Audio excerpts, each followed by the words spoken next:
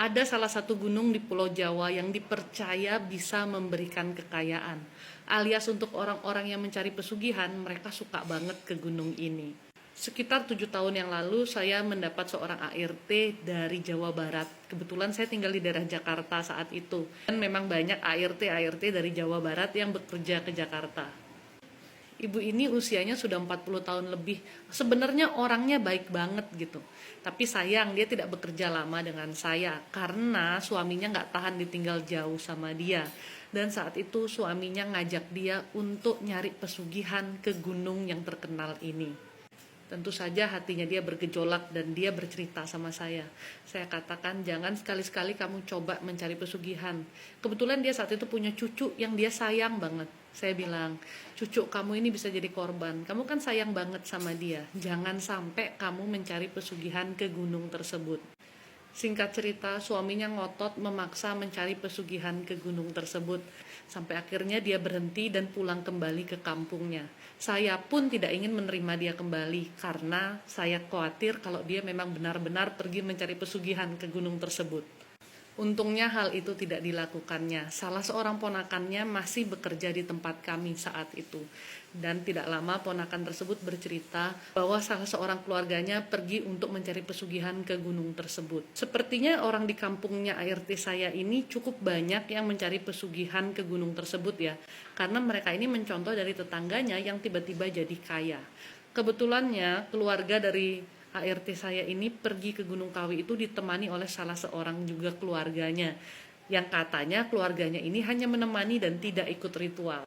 Ritual 3 hari 3 malam itu juga termasuk melakukan puasa mutih dan melakukan pertapaan, dan di hari ketiga di puncaknya di malam Jumat dia dimandikan dengan air bunga 7 rupa yang dia sendiri yang menyiapkan. Tentunya harapan besar bagi dia untuk memperoleh harta kekayaan ketika dia pulang kembali ke kampungnya. Akhirnya setelah melewati ritual tersebut dengan perasaan yang sangat yakin bahwa dia akan memperoleh harta kekayaan, dia pulang kembali ke kampungnya. Di tengah perjalanan, bus yang dia tumpangi beristirahat sebentar untuk mengisi bensin.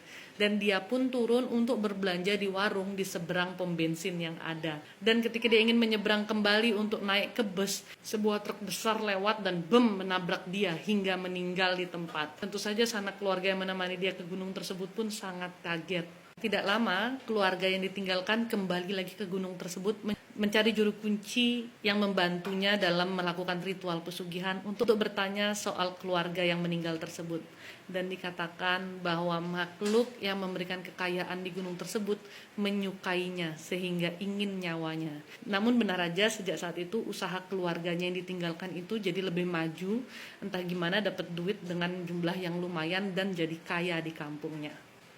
Nah, sedangkan ART yang dulu bekerja dengan saya, ternyata dia mengurungkan niatnya untuk pergi ke Gunung Kawi karena melihat kematian dari saudaranya itu benar-benar membuat dia syok.